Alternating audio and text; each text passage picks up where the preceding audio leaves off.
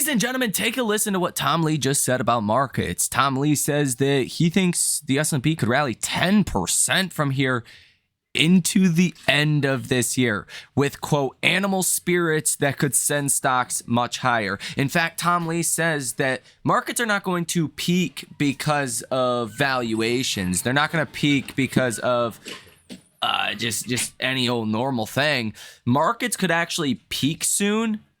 Not soon, but relatively soon, over the next 6 months, because of things that get out of control to the upside. That a rally could just be so large that markets peak out.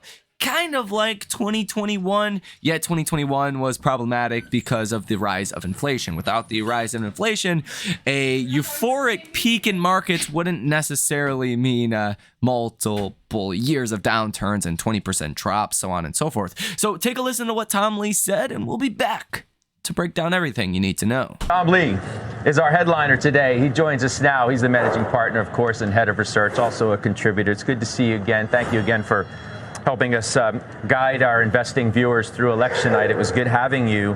So what do you make now? You've had a chance to digest a little bit of what's happened. Yesterday was, felt euphoric. Now what? Well, first of all, Scott, thank you for having me on election night. It was historic, and I really enjoyed it.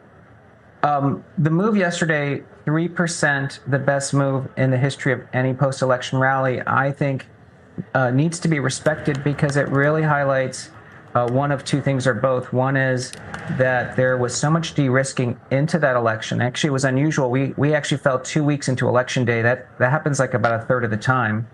And the second is that animal spirits could be unleashed because of the interest and belief that there's deregulation and mergers and a pro-business environment. So I think it's a very respectable move, and I think it sort of argues we have 5 to 10% upside into year end. At what point, though, do you get on board with Barry Bannister's idea that the train could be leaving the station heading, full speed to Crazy Town? Well, he's sort of structurally correct that, this market top is not going to be because of someone's going to have a problem with PE or because a recession's going to happen. I think it's very likely, in the next 6 months, the top is because either firepower is exhausted or expectations have become unhinged on markets. We can measure either, right, we can look at margin debt. That's just been flat for the last 4 months. So the market's been up and most investors have been de-risking. That's fuel for me, upside fuel. And when you look at sentiment readings, it's not extreme. In fact, the VIX was elevated and only normalized yesterday. So I don't think sentiment's extreme. Gosh, I was just going to ask you about the VIX. It's funny you went there. I'm staring right at it. I mean, it's down 30% on the week. At just a full-blown collapse, right? Don't forget, we were above 20. I think we were at 22 at one point last week. We're barely above 15. Yeah, it was actually very interesting to look at the VIX futures curve. But on election day, the VIX futures curve was over 20 all the way through August of next year. It should be around 15, 16. The markets were pricing in tumult and uncertainty for like 9 months, 10 months. So I think there's a huge amount of re-risking taking place. I don't think people got their exposure yesterday and today.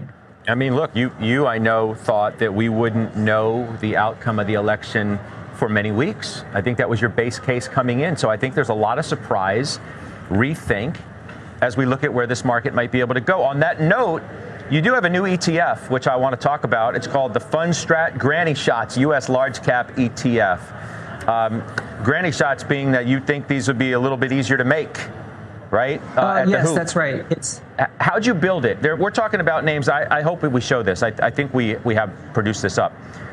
Tesla, Goldman, JPM, Johnson Controls, Caterpillar, Emerson, TransDigm, Eaton, Oracle, Ingersoll. That's the top 10. But how'd you build that? The Granny Shots ETF is really built upon the research model we used at FundStrat. That was a thematic core stock portfolio that we had been using since 2019, so for 6 consecutive years. It takes 7 what we consider relevant market themes, and it finds the most correlated stocks to those themes, whether it's AI or millennials or Fed easing or improving PMIs, and then the stocks that appear in the most frequently across themes are our granny shots. And granny shots is named after Hall of Famer Rick Barry's way of shooting free throws. Some of us do remember that. We definitely do. Tesla's the number one stock. The weighting is 3.25%. You want to just talk about the move in that stock this week and what it means to you in context of how you've built this and where you think it can go? Yes, Tesla has, in our research product, had been appearing since inception, since 2019, because that company has a hidden asset, which is its AI and intellectual property. And now, of course, the intellectual property built around all this infrastructure they own. So it's a company that to us looks undervalued because people look at it as a car maker and look at current margins and earnings. But as we know, there's a lot of new initiatives, whether it's robotaxi and robots and now, of course, there is a political angle that you guys well discussed, and I think it can only help Tesla. Tom, be well. We'll talk to you soon. Appreciate you. It's Tom Lee, Fundstrat. You know what you guys think about Tom Lee's prediction down below in the comment section. This is kind of the stance that I took heading into the Fed and really into the election, that once you get these catalysts of uncertainty out of the way, it paves the way for markets to move higher. And at this point, let's just think about what we have going on here, okay? We have a semi-decent economy, at least for now. I do think things will weaken over the coming months, and there will be a fear of a recession at some point, and there will be a correction associated with that. But for right now, economy looks good. Inflation is not a problem. The Fed is still on their path to easing. Trump just became president with presumably a lower corporate tax rate and very much better business practices for markets. All of these things are insanely positive. And you have, let's add that, the fifth one here, you have $6 trillion of cash on the sidelines. I mean, there's not much to be bearish on right now. And I think stocks are accurately reflecting that, okay, here right now. And I think markets are pretty well fairly valued.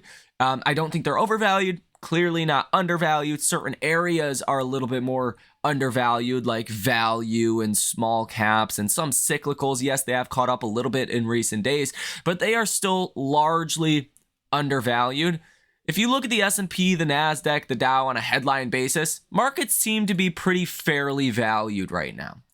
Okay, so there is room for things to get a little bit euphoric here with the setup of catalysts we have. We're not going to have another Fed meeting for a long time. We're not going to have an election for a long time. We just got earnings out the way. That's another thing that I should mention. Earnings were pretty good overall. Like, there's not a whole lot to be bearish about right now, unless you think the economy is crashing imminently, in which I'm really not seeing that. Now, yes, there is obviously softening, but it's not a full-blown cratering by any means. Now, as I mentioned in the last video, sentiment today for the SPY was bearish at 29. Yesterday was extremely bullish at 88, so that's definitely a big drop in sentiment, which just goes to show personally that you could see sentiment re-ramp back up into more bullish territory before things are said and done. Message volume is high today at 64. Yesterday was extremely high at 77, and the participation ratio is normal at 53. The percent of stocks currently trading above their 50-day moving average has seen a big move higher recently, but trading at the lowest levels still we've seen in a while. You can see on October 18th, you had 51.5% of stocks trading above, or 71.5% of stocks trading above their 50-day moving average. You're still at only 68%. Back in July, you had 77% of stocks trading above their 50-day moving average. So there is definitely some room here for markets to move higher. I have been under the assumption, though, after we get these uncertainty catalysts out of the way, that you're likely going to see a broader market rally, that it's not just going to be a rally in big tech. It's not just going to be a rally in one area versus another, that it's actually going to be a larger, broader based rally. Now, if we see bonds come up in price and yields fall over the coming days, which is what I think is going to happen following the Fed today, that's really going to fuel some more of those quote unquote animal spirits to come alive in markets, and that's going to allow a broader based rally. And it looks like that is happening. TLT was up 1.25% today, up another 0.07% in after hours, and likely going to continue. Now, the RSP was the underperformer today, which I do find interesting. You were only up 0.11% versus the NASDAQ up 1%, the S&P up 0.77%. Both of those indexes breaking out to a new all-time high, but the RSP, yes, it did hit a new all-time high today, but did come down from that, higher level. So I do find that weirdly weird, right? You should see the broader, S&P outperform here, and I think there's some more catch up that could still be done. Now, the S&P in and of itself looks to be on a path to 600 on the SPY or 6,000 on the SPX on the headline S&P 500. And not to mention, Jerome Powell says that he has been hearing that next year could be better than 2024.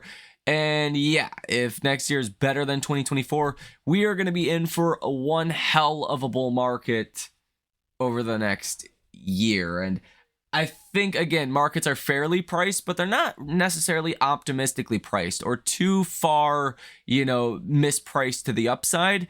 Some areas are mispriced in general, like value. But I think there is more of a chance that you see a catch up at this point than you see markets actually come down. Now, with that said, we do have some economic data coming out tomorrow that you should know.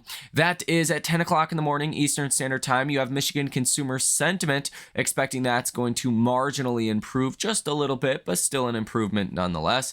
5-year inflation expectations will also be coming out, expecting 3%. Consumer expectations expecting 74.2%, 74.2. It's not in a percent, but on a point basis, which is a little bit better than last month. Michigan current conditions are expected at 65.1, and inflation expectations for the 1 year ahead period expected at 2.7%. So you do get some data, not crazy data, but this data could definitely help reinforce a market rally. If it does come in strong, inflation expectations do come in weak.